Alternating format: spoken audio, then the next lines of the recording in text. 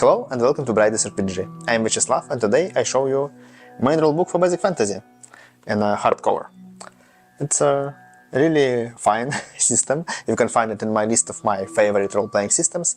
And important moment with this book that rules is free. You can find it on the website. You can see the site in the description. And this big book with hardcover cost like 16 euros if I'm not wrong, because creator of the game take money only for print. It's fine. So let's go and look at this. And here I have a book. As you can see, I have a hardcover and it's pretty big, yeah. On the first side we can see name of the game, edition number, license information, copyright information and beautiful dragon. On the back side some information about the game, about old school. This game is old school game, yeah. Also we know here that you can equip and create character for 10 minutes. It's fine. And actually it's true. Maybe a new player who don't read the book need more time, but experienced players, even players that don't play it in the basic fantasy but play it in Advanced Dungeons & Dragons or Dungeons & Dragons will create character for 10 minutes for this game. It's really simple, I'll show it later. And important notice, don't buy this book. Don't buy this book because rules is free. And now if you don't want to print the rules by yourself, buy this book. It's fine. Hop, let's open it. As you can see here we have empty space, but actually origin Basic Fantasy printed book was in soft cover, and if I'm not wrong, maybe I'm wrong, tell me if it's so, but original book was with soft cover, and in soft cover versions of the book it's hard to use this part for something. Also using this part for some recommendations, list of names and all this stuff, it's like new age, yeah, not so old school. So let's faster go to the important page. So we have some intro, what role-playing games are, what basic fantasy are, but in part 2 we already have the most important stuff. It's information about player characters, how to create character. And here you can see the character sheet. It's a pretty classic, pretty fine and small, and it's like a list from some small book, small school book. And by this stuff we can understand how role-playing system of the game work. Our character will have the name, 6 stats, strength, dexterity, constitution. It's basic Dungeons & Dragons stats. Also we have level and experience points, armor class, hit points and attack bonus. It's basically all. We have equipment, we have money and saving throws, like in classic games, 5 different throws, not depend on only stats, but depends on your race or different options. If your character will be not a fighter like this one, Daron is a fighter. If your character will be a fighter, he will also have some extra information. Oh, not fighter. Magic user or cleric will have list of spells, you can use backside of this list for them. And thief have a thief abilities. It's a short list, you can use it on the front, I think. Also you can record your modifications by race, like if you elf or dwarf you have modifications, but mostly you can just write it here. Hop, let's go to next page, and on next page we already have the races. It's dwarf, elf, halfling and human. Human is pretty base, have not any modifiers, and also have special ability to gain more experience, 10% more. And in the hacks on the backside of the book we can also see hack to give even more experience to humans. At the same time, different races like halflings or elves have a specific bonus, like special abilities to see in the darkness, like infravision, or use some type of armor or weapon by profit or minus. Changes saving throws, and in case of the elf single race in this game can have a multi-class, so elf can be fighter and magic user at the same time, or thief and magic user at the same time. Other classes, other races can be only from one class, and have some restrictions too, because dwarves can be cleric, fighters or thieves, and hobbit, halfling, sorry, it's of course not hobbits, too. They can't be magic users. Human can be any type of class. Next page, already have classes with the tables. Class have level, experience points, different classes, like on all D&D games have different amount of hit point experience to next level. And of course different amount hit dice. Fighter have biggest one, cleric middle one, and magic user and thief smallest d4.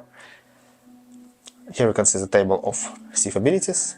Most of these abilities can be used by other player characters, but not like a percent value here, but like 1 on d6. On the roll of 1 you can try to remove trap. Or if you have specific race, you have biggest chance. But thief can better chance to do all the stuff, and some options like open locks or pickpockets, it's unique thief abilities. Next we have the items. It's actually all weapon, missile weapon, vehicles, and even CH engines here. Sadly, we have not information about, inns or food per day. But it's not so big problem, because setting of basic fantasy is more it's close to classic fantasy and Middle Earth, and in this world, if you have a sword, you can buy a sword, you can afford any way of relax. Big part with spells for cleric and magic users. Some spells have this little star, and it depends that spell can be reversal. So good cleric can detect evil or cure wounds. Evil cleric can detect good and deal wounds. And spells, it's the second biggest part of the book. It's a big list of like 50 spells for each of these magic user classes. Hop. Yeah. Here. Sorry, one moment. Yeah, it's last page with spells. Now we're on the page with adventure. It's information about adventures, about some random tables, and about type of lot that your character will have and get some items or treasures. And it's interesting and important moment with this book. If you play it already some modern systems, in most of systems, when you go to the chapter that named Create Character, you can find all information about attack bonus, saving throws, and a lot in this chapter.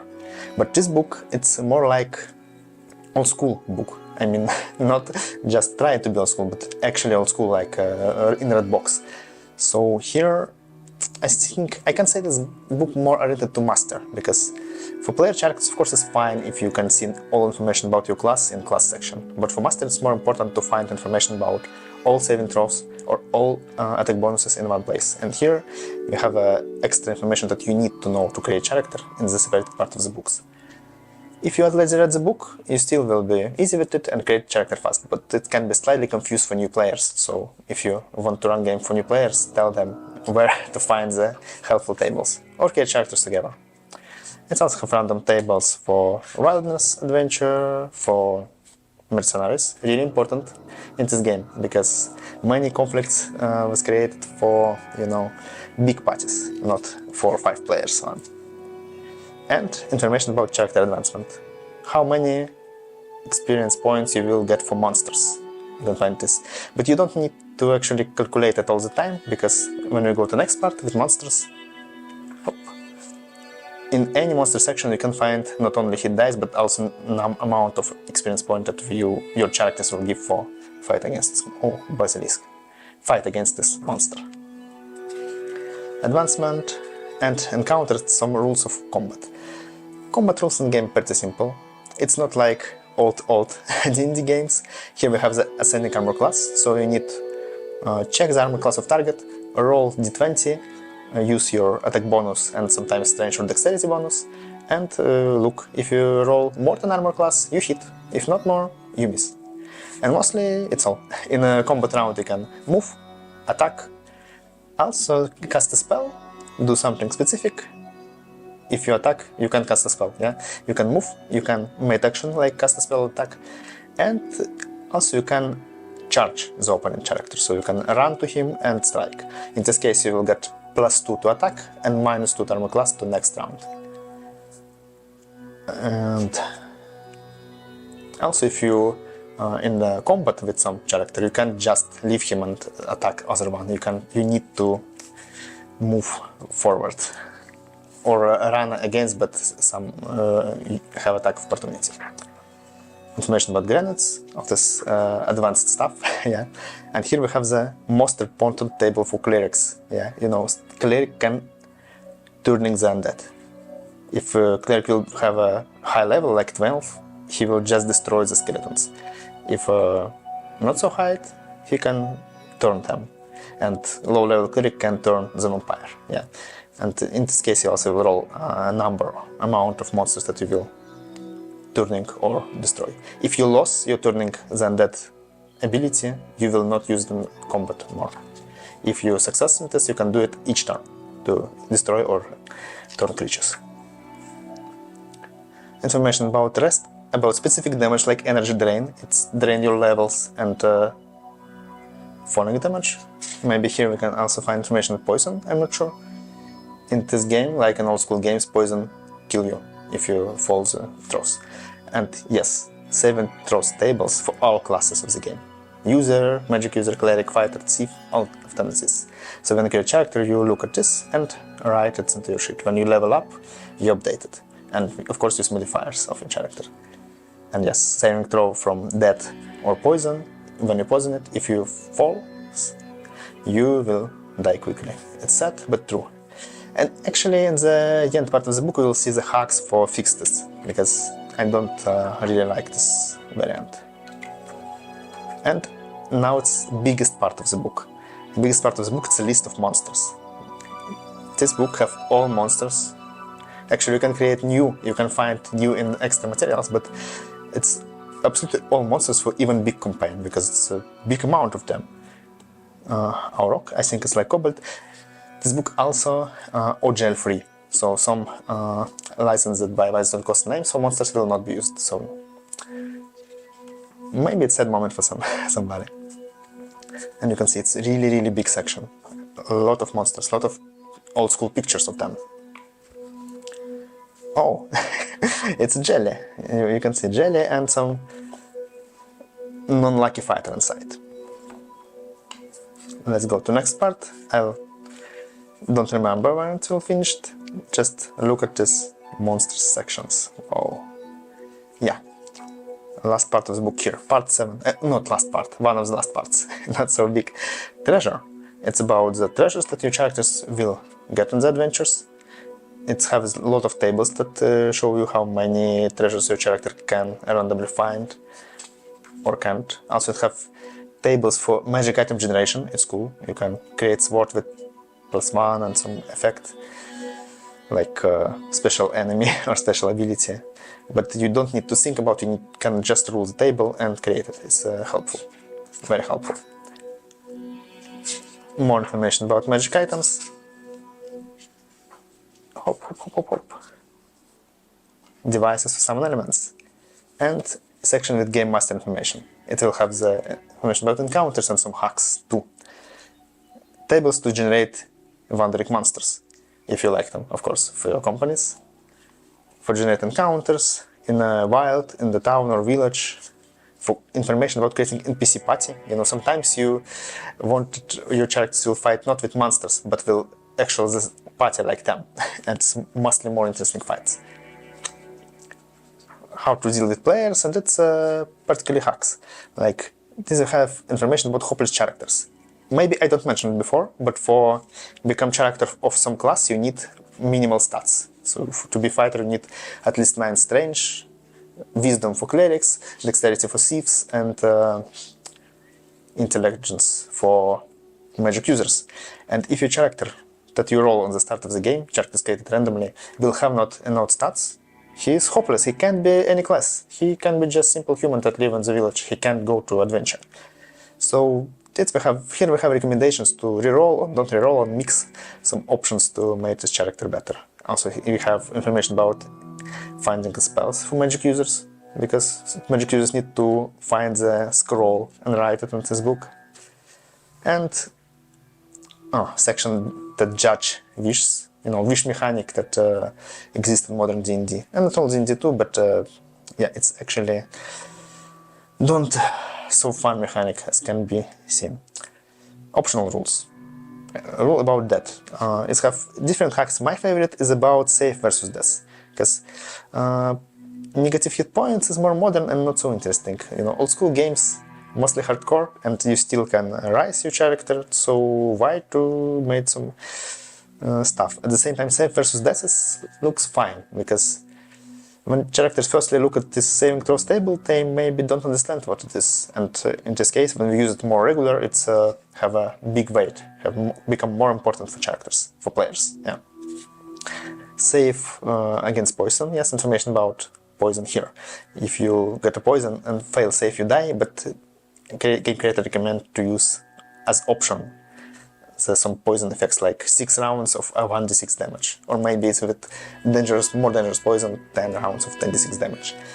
Actually, I don't like mechanic when you die from poison. Of course, players must fear the poison, but you know, in fantasy books, in fantasy stories, and in any adventure stories, we have a lot of moments where one of the characters become poisoned and others try to save him. He don't die momentarily. They try to get him to the forest, to the doctor. It can be a good encounter for players. Yeah. Specific for ability rolls. Hack for, you know, it's hack from latest advanced Dungeons & Dragons options to don't use just Civ ability table, but use like 30% per level that Civ can use and level up. So some players don't want to be pickpocketers, yeah, and they can ignore this ability and improve lockpicking or hide. Yeah, it's fine. Also points from treasures and extra points for humans, because humans actually looks not so fine as any other characters. Information about magic. A recommendation to craft the dungeon. This one little dungeon with 4 rooms.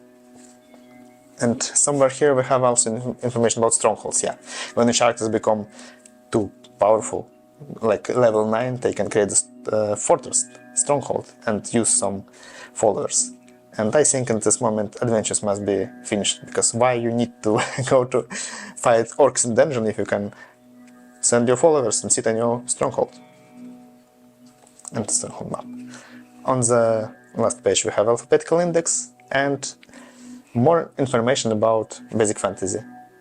QR code and link to the website when you can find the different modules for play, and helpful supplements too, and you know, chat with community on the forum. From these models, actually they're all fine, and you of course on the site will find more information, not only 1, 2, 3, 4, 5 adventures. Hope it's all. Thank you for watching up to the end. If you like this video, please support me by leaving a comment, press the like button, and subscribe to my channel. Have a nice day and have nice games. Bye.